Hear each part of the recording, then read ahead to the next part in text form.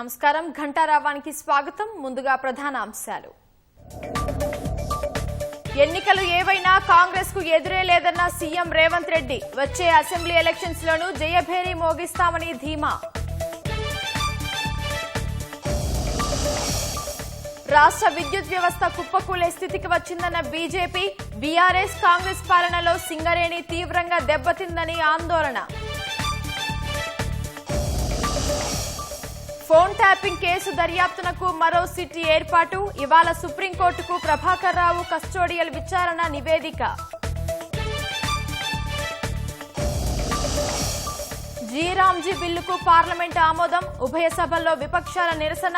కేంద్రం తీరుపై మండిపాటు.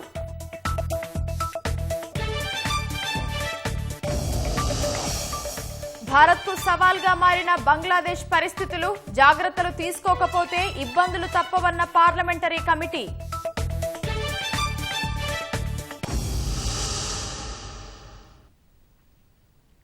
వచ్చే శాసనసభ ఎన్నికల్లోనూ పంచాయతీ ఫలితాలే పునరావృతం అవుతాయని సీఎం రేవంత్ రెడ్డి విశ్వాసం వ్యక్తం చేశారు.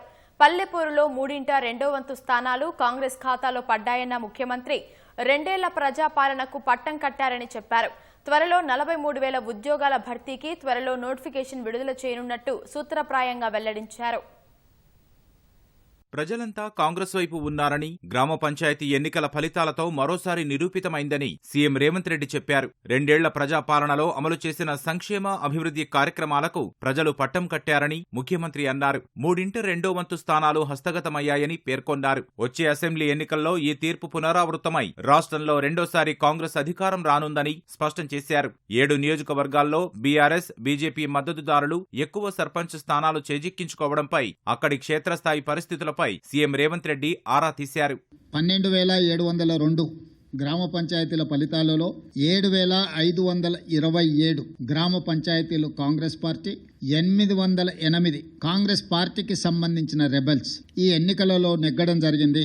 66% ఫలితాలను కాంగ్రెస్ రెబెల్స్ ఈ ఎన్నికలలో మేము సాధించడం జరిగింది. 87 శాసనసభ నియోజకవర్గాలలో అత్యధిక స్థానాలను సాధించడం ద్వారా ఈ ఫలితాలను చూసే అద్భుతం అనుకుంటారు. ఈ అద్భుతం 2029లో కూడా జరుగుతుంది. మీరు కోరుకున్నట్టే 2/3 మెజారిటీతోనే 2029లో కాంగ్రెస్ తిరిగి అధికారంలోకి వస్తుంది. ఇప్పటికైనా ప్రజా తీర్పును గౌరవించి ప్రభుత్వం తీసుకుంటున్న నిర్ణయాలకు సహకరించి ముందుకు రావాలి.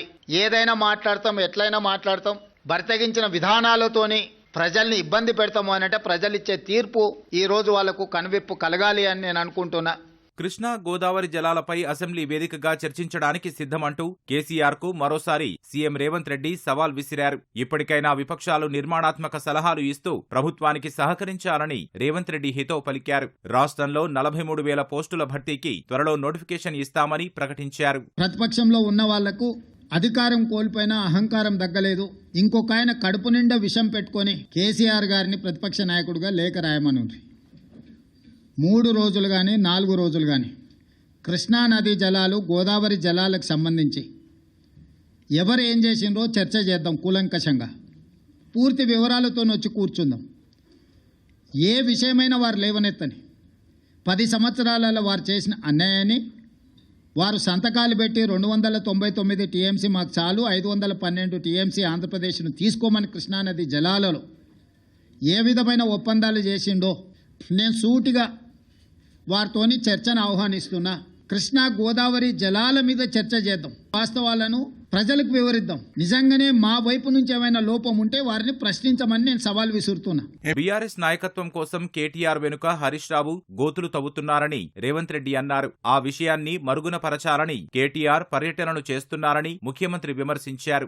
కేటీఆర్ అనేవాడు కాంగ్రెస్ గురించి ఆలోచన చేస్తలేడు. హరీష్ అనేవాడు వెనకాల తవ్వుతున్నాడు. కేటీఆర్ నాయకత్వంలో ఏ ఎన్నికలు జరిగిపోయినా ఓడిపోయిండు కాబట్టి నాయకత్వాన్ని మార్చాలని హరీష్ వెనకాల నుంచి ఏదైతే ప్రయత్నం చేస్తుండో ఆ విషయాన్ని ఏమంటారు డైల్యూట్ చేయడానికి పర్యటనలు పెట్టుకుంటున్నాడు తప్ప ఇది ప్రజలకు కానీ ప్రభుత్వానికి కానీ సంబంధం లేదు. ఇప్పుడు కేటీఆర్ వర్కింగ్ ప్రెసిడెంట్ అయినప్పటి నుంచి జరిగిన ఏ ఎన్నికలు గెలవలే కదా. జనరల్లో అసెంబ్లీ కావచ్చు, జనరల్లో జరిగిన లోక్సభ కావచ్చు, తర్వాత జరిగిన ఉప ఎన్నికలు కావచ్చు, తర్వాత జరిగిన గ్రామ పంచాయతీ ఎన్నికలు కావచ్చు. హరీష్ వర్గం ఆల్రెడీ సోషల్ మీడియాలో మిగతా మీడియాలలో మొదలు పెట్టింది కదా, కేటీఆర్ ఉంటే ఇంకా పార్టీ మిగలదు కాబట్టి కేటీఆర్ను తప్పించండి, హరీష్కు నాయకత్వాన్ని అప్పచెప్పండి అని ఒక స్లోగన్ తీసుకొని బయలుదేరిండు. ఎమ్మెల్యేల అనర్హత పిటిషన్లపై స్పీకర్ తీర్పు ఎవరికైనా నచ్చకుంటే న్యాయస్థానాల్లో తేల్చుకోవచ్చని ప్రతిపక్షాలకు ముఖ్యమంత్రి సూచించారు. కాంట్రాక్టు, అవుట్సోర్సింగ్ ఉద్యోగుల విషయంలో లెక్కలు తేల్చేందుకు ఫోరెన్సిక్ ఆడిట్ చేపిస్తున్నామని సీఎం వివరించారు. ఆరోపణలు రుజువైతే బాధ్యులు జైలుకెళ్లక తప్పదని హెచ్చరించారు. విద్యుత్ రంగంలో సంస్కరణలు తెస్తున్నట్లు ఆర్బీఐ గవర్నర్ సంజయ్ మల్హోత్రాకు ముఖ్యమంత్రి రేవంత్ రెడ్డి వివరించారు. ఆర్బీఐ బోర్డు సమావేశం కోసం హైదరాబాద్ వచ్చిన సంజయ్ మల్హోత్రా సీఎంతో భేటీ అయ్యారు. విద్యుత్ రంగంలో సంస్కరణలు, 3వ డిస్కం ఏర్పాటుతో పాటు సోలార్ విద్యుత్ వినియోగాన్ని పెంచే దిశగా చర్యలు చేపట్టినట్లు సీఎం రేవంత్ తెలిపారు. క్రమబద్దీకరణ లేని డిపాజిట్ల పథకాల నిషేధ చట్టాన్ని నోటిఫై చేయాలని ముఖ్యమంత్రిని ఆర్బీఐ గవర్నర్ కోరారు. రాష్ట్ర ప్రభుత్వం అనుసరిస్తున్న ఆర్థిక విధానాలను ప్రశంసించిన సంజయ్ మల్హోత్రా మరిన్ని సంస్కరణలు, ప్రణాళికలతో ముందుకు వెళ్లాలని ఆకాంక్షించారు. బీఆర్ఎస్, కాంగ్రెస్ ప్రభుత్వాల అస్తవ్యస్త విధానాల వల్ల రాష్ట్రంలో విద్యుత్ వ్యవస్థ కుప్పకూలే పరిస్థితికి వచ్చిందని కేంద్ర బొగ్గు, గనుల శాఖ మంత్రి కిషన్ రెడ్డి ధ్వజమెత్తారు. రాష్ట్ర విద్యుత్ డిస్కంలు చెల్లించాల్సిన అప్పులు 30,000 కోట్లకు పైగా ఉన్నాయని ఉప ముఖ్యమంత్రి భట్టి విక్రమార్క శ్వేతపత్రంలో ప్రకటించినా నిజానికి ఒక్క సింగరేణి సంస్థకు చెల్లించాల్సిన బకాయిలే 47,000 కోట్లకు పైగా ఉన్నాయని పేర్కొన్నారు. ఢిల్లీలోని తన నివాసంలో విలేకరుల సమావేశం నిర్వహించిన కిషన్ రెడ్డి బీఆర్ఎస్, కాంగ్రెస్లు సింగరేణిని బంగారు బాతులా ఉపయోగించుకున్నాయని ఆరోపించారు. మా సింగరేణి కంపెనీకే సుమారు 47,000 కోట్ల రూపాయలు విద్యుత్ సంస్థలు చెల్లించాల్సినటువంటి అవసరం ఉంది. రాష్ట్రంలో విద్యుత్ డిమాండ్ రోజు రోజుకు పెరుగుతూ ఉంది. మరొక దిక్కు విద్యుత్ సంస్థల యొక్క అప్పుల పరిస్థితి మరి అదే స్థాయిలో పెరుగుతూ ఉందన్న విషయాన్ని సందర్భంగా మనవిస్తున్నాను. ఉప ముఖ్యమంత్రి, ఆర్థిక శాఖ మంత్రి భట్టి విక్రమార్క గారు ఒక మాట చెప్పారు. 2047 నాటికి 1,00,000 మెగావాట్లకు తెలంగాణ పవర్ డిమాండ్ పెరుగుతుందని చెప్పారు. పెరుగుతున్నటువంటి డిమాండ్కి అనుకూలంగా మౌలిక వస్తువులు ఈరోజు ఆ స్థాయిలో లేదనే విషయము ఈ సందర్భంగా మనవిస్తున్నాను. విద్యుత్ ఉత్పత్తి చేయకుండా పరిశ్రమలు తెలంగాణకు రావు. తెలంగాణ వచ్చినా ఇవి మనుగడ సాగించలేవు. తెలంగాణ బీజేపీ ఎంపీలు ఢిల్లీలోని కేంద్ర మంత్రి కిషన్ రెడ్డి నివాసంలో సమావేశమయ్యారు. కేంద్ర మంత్రి బండి సంజయ్, ఎంపీలు ఈటెల రాజేందర్, డీకే అరుణ, ధర్మపురి అరవింద్, రఘునందర్ రావు, కొండా విశ్వేశ్వర్రెడ్డి, నగేష్, ఆర్ కృష్ణయ్య సమావేశంలో పాల్గొన్నారు. కేంద్ర ప్రభుత్వ పథకాలను, పార్టీ కార్యక్రమాలను రాష్ట్ర వ్యాప్తంగా మరింత పగడ్బందీగా ప్రజల్లోకి తీసుకెళ్లడం సహా రాష్ట్రంలో పార్టీ బలోపేతానికి కలిసి పనిచేయడం తదితర అంశాలపై సమావేశంలో చర్చించారు. త్వరలో జరగనున్న జీహెచ్ఎంసీ, మున్సిపాలిటీ, ఎంపీటీసీ, జెడ్పీటీసీ ఎన్నికల్లో ప్రత్యేకమైన వ్యూహంతో పనిచేయాలని ఎంపీలు నిర్ణయించారు.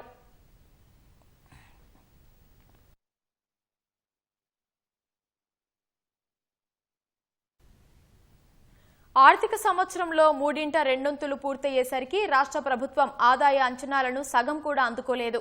నవంబర్ నెలాఖరుకు వచ్చిన రాబడులు బడ్జెట్లో పేర్కొన్న మొత్తంలో 47% మాత్రమే అధిగమించాయి. పన్ను ఆదాయం అంచనాలను 57% అధిగమించింది. పన్నేతర ఆదాయం, కేంద్రం నుంచి వస్తాయనుకున్న గ్రాంట్లు మాత్రం అంచనాలను 15% మాత్రమే దాటాయి. 8 నెలల్లో ఖజానాకు ఆదాయం ద్వారా 1,00,000 కోట్లు రాగా అప్పుల రూపంలో 58,000 కోట్ల రూపాయలు వచ్చాయి.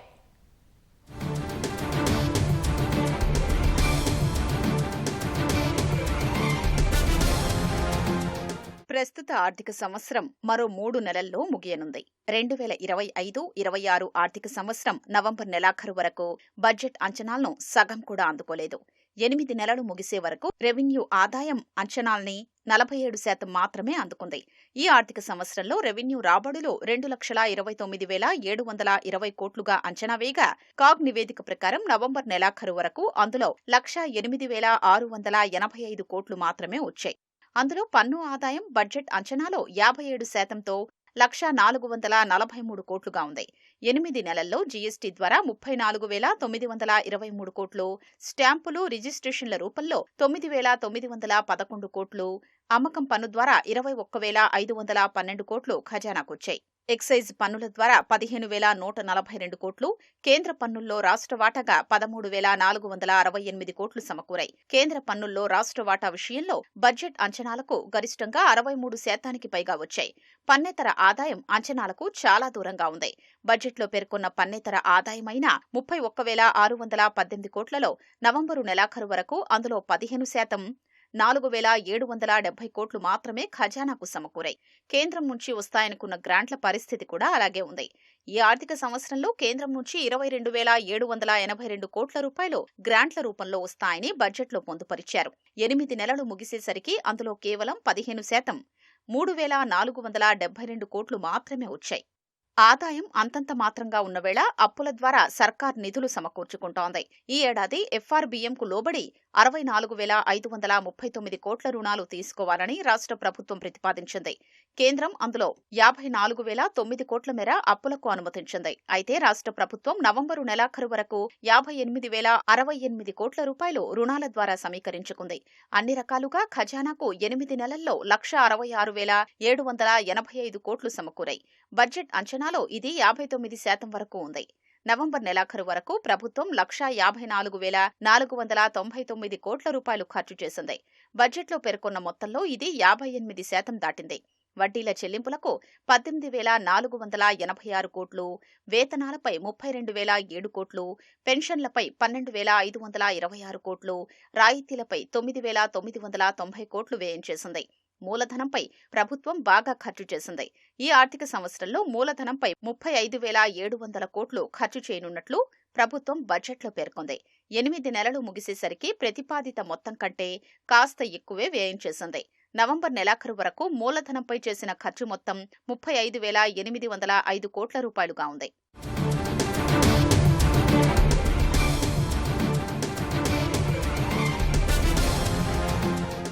సాధారణ రంగంపై 40,928 కోట్లు, సామాజిక రంగంపై 51,858 కోట్లు, ఆర్థిక రంగంపై 61,712 కోట్ల రూపాయల్ని ప్రభుత్వం నవంబరు వరకు వ్యయం చేసింది.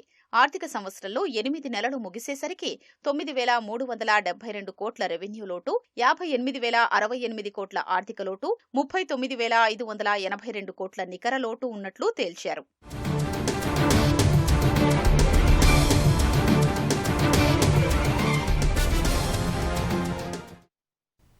రాష్ట్రపతి ద్రౌపది ముర్ము పర్యాటకుల స్వర్గధామం రామోజీ ఫిల్మ్ సిటీని ఇవాళ సందర్శించనున్నారు. ఉదయం 9:30 గంటలకు బొల్లారం రాష్ట్రపతి నిలయం నుంచి బయలుదేరి 10:15 ఆర్ఎఫ్సీకి చేరుకోనున్నారు. పబ్లిక్ సర్వీస్ కమిషన్స్ చైర్పర్సన్ల జాతీయ సదస్సుకు ముఖ్య అతిథిగా హాజరు కానున్నారు. అనంతరం ఫిల్మ్ సిటీని సందర్శించనున్నారు. భోజనం అనంతరం వాయు మార్గంలో తిరిగి బొల్లారం చేరుకుంటారు. కాగా పబ్లిక్ సర్వీస్ కమిషన్స్ చైర్పర్సన్ల నేషనల్ కాన్ఫరెన్స్ కు రేపు ఉపరాష్ట్రపతి సిపి రాధాకృష్ణన్ హాజరు కానున్నారు. గవర్నర్ జిష్ణుదేవ్ వర్మ, సీఎం రేవంత్ రెడ్డి కార్యక్రమంలో పాల్గొంటారని సమాచారం. ఎస్ఎల్బీసీ సొరంగ మార్గం పనులను ఎంతమాత్రం ఆలస్యం చేయకుండా గడువులు నిర్దేశించుకుని ముందుకెళ్లాలని ప్రభుత్వం స్పష్టం చేసింది. హెలిబోర్న్ సర్వే పూర్తయినందుకు అనుగుణంగా పనులు పునఃప్రారంభించాలని నిర్మాణ సంస్థకు తెలిపింది. ఎస్ఎల్బీసీ పనుల పురోగతిపై నీటిపారుదల శాఖ అధికారులు, ఇంజనీర్లు, నిర్మాణ సంస్థ ప్రతినిధులతో నీటిపారుదల శాఖ మంత్రి ఉత్తమ్ కుమార్ రెడ్డి సమీక్ష నిర్వహించారు. హెలిబోర్న్ సర్వే ఫలితాల విశ్లేషణ, తదుపరి పనుల విషయమై సమావేశంలో చర్చించారు. పనుల ప్రారంభానికి ముందు నిధులు ఇవ్వాలని నిర్మాణ సంస్థ ప్రతినిధులు కొన్నాళ్లుగా కోరుతున్నారు. ఈ విషయంలో నిర్మాణ సంస్థ ప్రతినిధులపై మంత్రి ఉత్తమ్ అసంతృప్తి వ్యక్తం చేసినట్లు తెలిసింది. పనుల ప్రారంభం తర్వాత ఎస్క్రో ఖాతాలే నిధులు ఇస్తామని స్పష్టం చేశారు. కృష్ణా ట్రైబ్యునల్ అవార్డు వచ్చే వరకు కృష్ణా జలాల్లో సగం వాటాను రాష్ట్రానికి ఇవ్వాలంటూ మరోమారు గలం వినిపించేందుకు రాష్ట్రం సిద్ధమవుతోంది. వచ్చే నెల 12న జరగనున్న 21వ కృష్ణా బోర్డు సమావేశంలో డిమాండ్లను వినిపించనుంది. ఈ మేరకు బోర్డుకు రాష్ట్ర ప్రభుత్వం 14 అంశాలతో ఎజెండాను అందజేసింది. పోతిరెడ్డిపాడు నుంచి 190 టీఎంసీలను బేసిన్ ఆవలి అవసరాలకు ఏపీ తీసుకెళ్లిన వేళ శ్రీశైలం సాగర్లో ఉన్న నీళ్లను తెలంగాణకు కేటాయించాలని కోరనుంది. పోలవరం నల్లమల సాగర్ లింక్ ప్రాజెక్టు నిర్మాణానికి డీపీఆర్ టెండర్లు పూర్తవగా తదుపరి ప్రక్రియను అమలు చేయకుండా ఏపీని అడ్డుకోవాలని డిమాండ్ చేయనుంది. నాగార్జున సాగర్ ప్రాజెక్టు కుడివైపు భాగం ఆనకట్ట నిర్వహణ పనులు చేపట్టాల్సి ఉండటంతో ఆ బాధ్యతలను తెలంగాణకు అప్పగించాలని బోర్డును విన్నవించనుంది. పోతిరెడ్డిపాడు హెడ్ రెగ్యులేటర్, కేసీ కాలువ, గాలేరు, నగరి పథకాల నుంచి ఏపీ మళ్లిస్తున్న జలాల లెక్కలను తేల్చడానికి టెలిమెట్రీలు ఏర్పాటు చేయాలని కోరనుంది. శ్రీశైలం డ్యాం దిగువన ఏర్పడిన గొయ్యిపై పనులు చేపట్టడం సహా అనుమతికి మించి రోజుకు 8 టీఎంసీలు తరలించేలా నిర్మిస్తున్న శ్రీశైలం కుడి ప్రధాన కాలువ లైనింగ్ను అడ్డుకోవాలని కోరనుంది. రాయలసీమ ఎత్తిపోతల పథకం కింద అనుమతులు లేకుండా చేపట్టిన నిర్మాణాలను యథాతథ స్థితికి తీసుకొచ్చేలా బోర్డు చూడాలని ఎజెండాలో తెలంగాణ స్పష్టం చేసింది. పరివాహక ప్రాంతం వెలుపలికి నీటి మళ్లింపులు చట్టబద్దమేనని బ్రిజేష్ ట్రైబ్యునల్ ఎదుట ఆంధ్రప్రదేశ్ వాదనలు వినిపించింది. కృష్ణా 2 ట్రైబ్యునళ్లు ఆ విషయాన్ని ఆమోదించాయని గుర్తు చేసింది. అంతకుముందు రాష్ట్రాలు తీసుకున్న నిర్ణయాలకు కొత్త రాష్ట్రాలు కట్టుబడి ఉండాల్సిందేనని స్పష్టం చేసింది. అంతర్రాష్ట్ర నదీ చట్టం ప్రకారం ఒక పరివాహక ప్రాంతం నుంచి మరో పరివాహక ప్రాంతానికి తన రాష్ట్రంలోని నీటిని మళ్లించుకోవడం చట్టబద్దమని ఏపీ తరఫున సీనియర్ న్యాయవాది జయదీప్ గుప్తా వాదించారు. ఢిల్లీలో బ్రిజేష్ ట్రైబ్యునల్ ముందు గురువారం 2వ రోజు జస్టిస్ బ్రిజేష్ కుమార్, సభ్యులు జస్టిస్ రామ్మోహన్ రెడ్డి, జస్టిస్ తాళపత్ర ఎదుట జయదీప్ తన వాదనలు కొనసాగించారు. కృష్ణా పరివాహక ప్రాంతం బయటకు నీటిని మళ్లించడం పూర్తిగా చట్టబద్దమని స్పష్టం చేశారు. అలా చేయకూడదని ఎక్కడా లేదన్నారు. రాష్ట్రాన్ని ఒక యూనిట్గా చూడాలని, నదీ పరివాహక ప్రాంతంలో ఉన్న వారితో సహా ఆ రాష్ట్రంలో నివసిస్తున్న అందరి ప్రయోజనాలను రాష్ట్రం పరిరక్షించాల్సి ఉంటుందని వివరించారు. ఆ నది నీళ్లు ఇతర బేసిన్లలో వాడుకోకూడదని కానీ, మళ్లించకూడదని కానీ చట్టపరమైన అడ్డంకి ఎక్కడా లేదని వాదించారు. అనంతరం తదుపరి విచారణ జనవరి 21కి ట్రైబ్యునల్ వాయిదా వేసింది.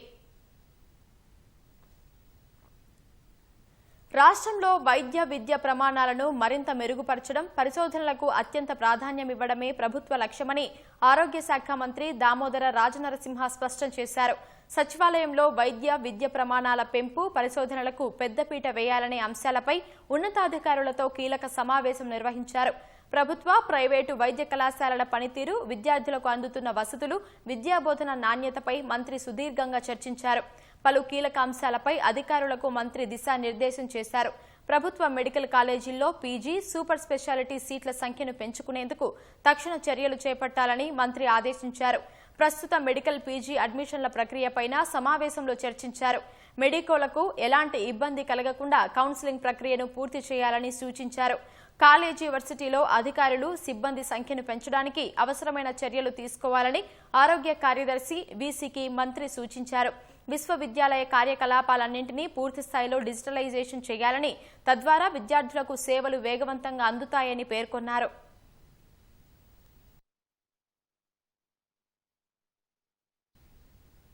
రాష్ట్రంలో సంచలనం సృష్టించిన ఫోన్ అక్రమ ట్యాపింగ్ కేసులో మరో కీలక పరిణామం చోటు చేసుకుంది. ఈ కేసు దర్యాప్తు కోసం హైదరాబాద్ సిపి సజ్జనార్ నేతృత్వంలో సిట్ను నియమిస్తూ డీసీపీ శివధర్ రెడ్డి ఉత్తర్వులు జారీ చేశారు. మరోవైపు సుప్రీంకోర్టు ఆదేశాలతో వారం పాటు ప్రభాకర్ రావు కస్టోడియల్ విచారణ పూర్తి చేసి నివేదిక సిద్ధం చేశారు. ఈ నివేదిక ఆధారంగా సుప్రీంకోర్టు ఇవాళ నిర్ణయం తీసుకోనుంది. ఫోన్ ట్యాపింగ్ కేసు విచారణ కోసం మరో ప్రత్యేక దర్యాప్తు బృందం సిట్ను డీజీపీ శివధర్ రెడ్డి ఏర్పాటు చేశారు. ఇప్పటి వరకు పశ్చిమ మండల డీసీపీ విజయ్ కుమార్ నేతృత్వంలో జూబ్లీహిల్స్ ఏసీపీ వెంకటగిరి ఐఓగా సిట్ బృందం దర్యాప్తు చేస్తూ వస్తోంది. ఇప్పటి వరకు 4 పోలీసు అధికారులను అరెస్టు చేశారు. సుప్రీంకోర్టు ఆదేశాల ప్రకారం ప్రధాన నిందితుడు ప్రభాకర్ రావు కస్టోడియల్ విచారణ చేశారు. తాజాగా హైదరాబాద్ పోలీస్ కమిషనర్ సజ్జనార్ నేతృత్వంలో మరో సిట్ను ఏర్పాటు చేస్తూ డీజీపీ ఉత్తర్వులు ఇచ్చారు. కొత్త సిట్ బృందంలో సీనియర్ ఐపీఎస్ అధికారులు ఉన్నారు. Ramagundam commissioner Ambar Kishore Jha, Siddipet commissioner Vijay Kumar, Madhapur DCP Rituraj, Maheshwaram DCP Narayana Reddy, Greyhounds group commander Ravinder Reddy, Rajendranagar అదనపు DCP K S Rao, Jubilee Hills ACP Venkatagiri, T G NAB DSP Sridhar, Hyderabad metro రైల్లో పనిచేస్తున్న నాగేందర్ రావులు సిట్లో సభ్యులుగా వ్యవహరించనున్నారు. కొత్త సిట్కు కూడా విచారణ అధికారిగా వెంకటగిరినే ఉండనున్నారు.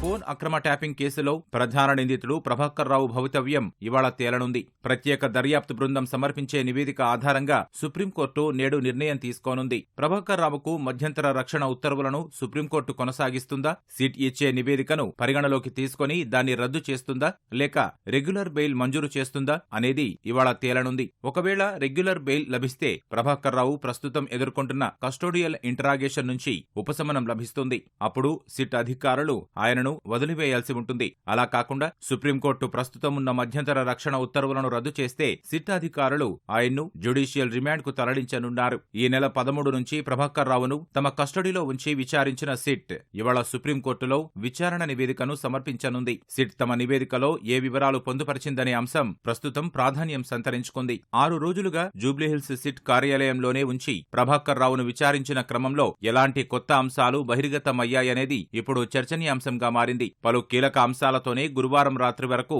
సిట్ నివేదికను రూపొందించినట్లు తెలుస్తుండటంతో సుప్రీంకోర్టులో ఇవాల్టి విచారణపై ఆసక్తి నెలకొంది. ఫోన్ అక్రమ ట్యాపింగ్ వ్యవహారంలో గతంలో అరెస్టైన పోలీసు అధికారులంతా ప్రభాకర్ రావునే వేలెత్తి చూపడంతో ప్రధాన నిందితుడిగా ఆయనపైనే అభియోగాలు మోపుతూ గతేడాది జూన్లోనే సిట్ అభియోగపత్రం దాఖలు చేసింది. అప్పటికి ప్రభాకర్ రావు అమెరికాలో ఉండిపోవడంతో ఆయనను రప్పించేందుకు రెడ్ కార్నర్ నోటీసు జారీ చేయడం సహా పలు ప్రయత్నాలు చేసింది. సిట్ విచారణకు హాజరయ్యేందుకు ప్రభాకర్ రావు జూన్లో హైదరాబాద్ కు తిరిగి వచ్చారు. ఈ క్రమంలోనే ఆయన సుప్రీంకోర్టును ఆశ్రయించడంతో అరెస్టు చేయకుండా మే 29న మధ్యంతర రక్షణ ఉత్తర్వులను జారీ చేసింది. ఆయన్ను పలు విడతలుగా ప్రశ్నించిన అనంతరం ఫోన్ అక్రమ ట్యాపింగ్ వెనుకున్న కీలక సూత్రధారుల గురించి చెప్పకుండా దర్యాప్తునకు సహకరించకుండా ప్రభాకర్ రావు దాటవేస్తున్నారంటూ సిట్ సెప్టెంబర్లో సుప్రీంకోర్టుకు నివేదించింది. ప్రభాకర్ రావు నుంచి జప్తు చేసిన సెల్ ఫోన్లు, ఎలక్ట్రానిక్ ఉపకరణాల్లో తొలగించిన డేటాను ఫోరెన్సిక్ సైంటిఫిక్ ల్యాబుల్లో వెలికితీసిన క్రమంలో తప్పనిసరిగా కస్టోడియల్ ఇంటరాగేషన్ కు అప్పగించారని అభ్యర్థించింది. ప్రభాకర్ రావుకు ఇచ్చిన మధ్యంతర రక్షణ ఉత్తర్వులను రద్దు చేయాలని కోరింది. ఈ నేపథ్యంలో ఈ నెల 13న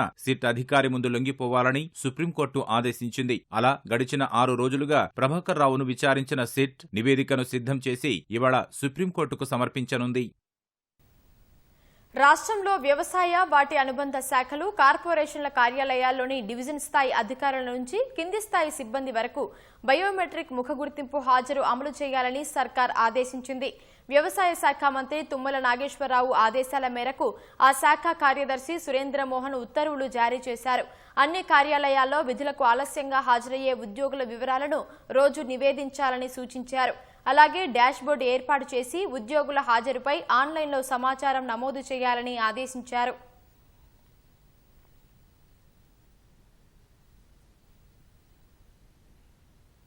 రైతులకు యూరియా కష్టాలు తీర్చడానికి రాష్ట్ర ప్రభుత్వం ప్రత్యేక చర్యలు తీసుకుంటుంది. ఇకపై ఇంటి నుంచే యూరియాను బుక్ చేసుకునేలా ప్రత్యేక ఫర్టిలైజర్ బుకింగ్ యాప్ను తీసుకొచ్చింది. యూరియా పక్కదారి పట్టకుండా పారదర్శకంగా రైతులకే అందించాలనే లక్ష్యంతో వ్యవసాయ శాఖ ఈ నిర్ణయం తీసుకుంది. ల్యాండ్ రికార్డ్స్, పట్టాదారు పాసు పుస్తకం ఆధారంగా యాప్లో బుక్ చేసుకున్న తర్వాత 24 గంటల వ్యవధిలో ప్రభుత్వ, ప్రైవేటు సేల్ కౌంటర్లలో రైతులు యూరియా తీసుకెళ్లవచ్చు. రసాయన ఎరువుల సరఫరా, పంపిణీ ప్రక్రియను ప్రక్షాళన చేయడంపై రాష్ట్ర ప్రభుత్వం ప్రత్యేక దృష్టి సారించింది. ఈ ఏడాది రబీ సీజన్ నుంచి మొబైల్ యాప్ ద్వారా రైతులకు యూరియా అందించాలని నిర్ణయించింది. యూరియా బుకింగ్ మొబైల్ అప్లికేషన్లో అన్నదాతల సౌకర్యార్థం పట్టాదారు పాసు పుస్తకం, ROFR, కౌలు రైతు పార్ట్ బి ఇలా 3 కేటగిరీల్ని పొందుపరిచారు. ఈ నెల 20న వ్యవసాయ శాఖ మంత్రి Tummala Nageswararao urea booking app సేవల్ని ప్రారంభించనున్నారు. పెద్దపల్లి జిల్లాలో ఇప్పటికే ప్రయోగాత్మకంగా యాప్ను నడిపిస్తున్నారు. క్షేత్రస్థాయిలో రైతుల అవసరాలకు అనుగుణంగా భవిష్యత్తులో మార్పులు, చేర్పులు చేయనున్నారు.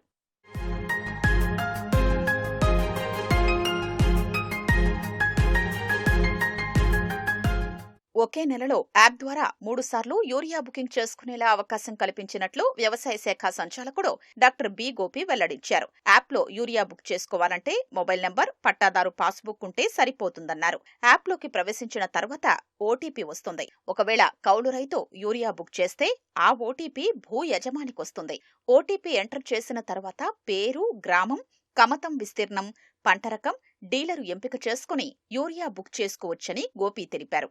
మనకి యూరియా అనేది కరెక్ట్ అయిన సమయంలో అందుబాటులో తీసుకురావాలి. So the timely supply is important. Land record, ఒక ఎక్స్టెంట్, ఈ రెండుని కూడా ఆధారంగానే యూరియా సరఫరా చేయాలా అనేది దానికి కూడా కేంద్ర ప్రభుత్వం కూడా చాలా వరకు పాజిటివ్గా ఉన్నారు.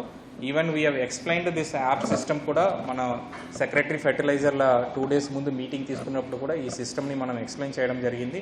Government of India also very happy that Telangana government మనం కొంచెం ప్రోయాక్టివ్గా యూరియాని ఎక్కడ కూడా డైవర్షన్ విషయంలో కావచ్చు లేదు కరెక్ట్గా జెన్యూన్ ఫార్మర్స్కి అందజేసే దాంట్లో కొంచెం ప్రోయాక్టివ్గా ఉన్నారు అని కూడా వాళ్ళు మనకి పాజిటివ్గా కూడా చెప్పడం జరిగింది. యాప్లో యూరియా బుక్ చేసుకున్న తర్వాత ఐడి వస్తుంది.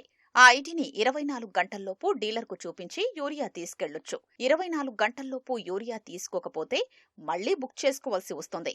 డీలర్లు కూడా యాప్లో బుక్ చేసుకున్న వారికే యూరియా విక్రయాలు జరపాలి. డిఏపి ఇతర కాంప్లెక్స్ ఎరువుల్ని బుకింగ్ లేకుండానే సాధారణంగా కొనుగోలు చేయొచ్చు. యాప్లో యూరియా బుకింగ్ చేసుకునేందుకు రైతులకు సహాయం చేయాలని అధికారులు డీలర్లకు వ్యవసాయ శాఖ ఆదేశించింది.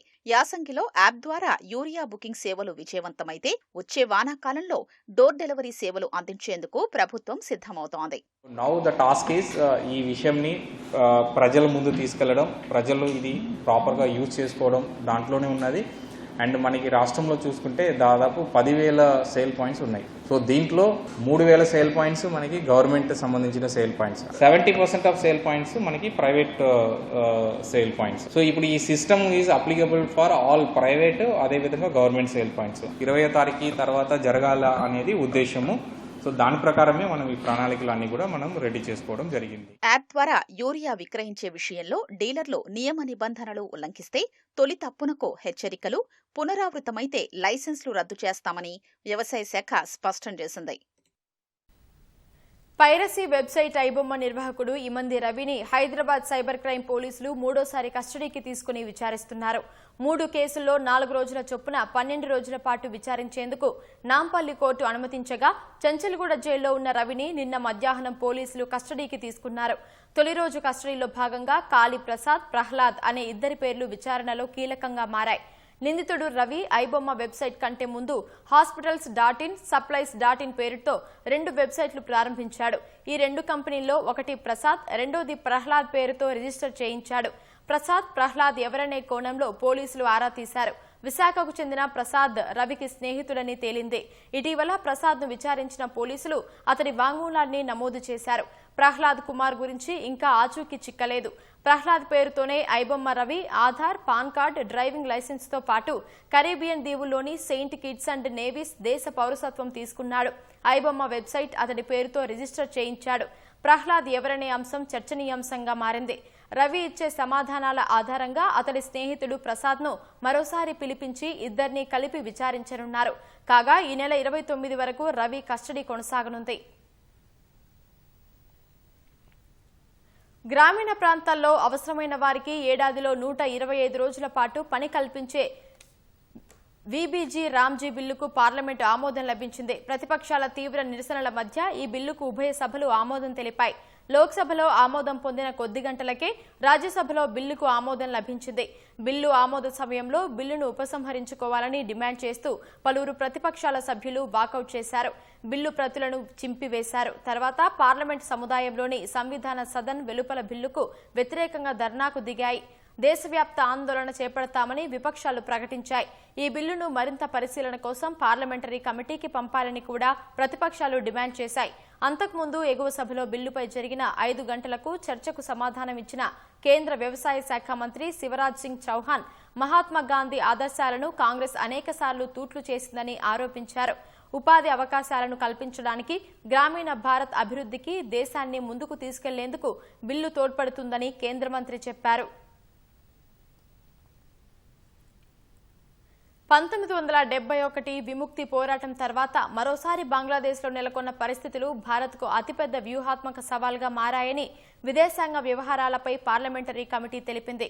1971లో ఎదురైన సవాల్ జాతి మనుగడ, మానవతావాదం, దేశ ఆవిర్భావానికి సంబంధించింది కాగా ప్రస్తుత సవాలు మరింత తీవ్రమైందని పేర్కొంది.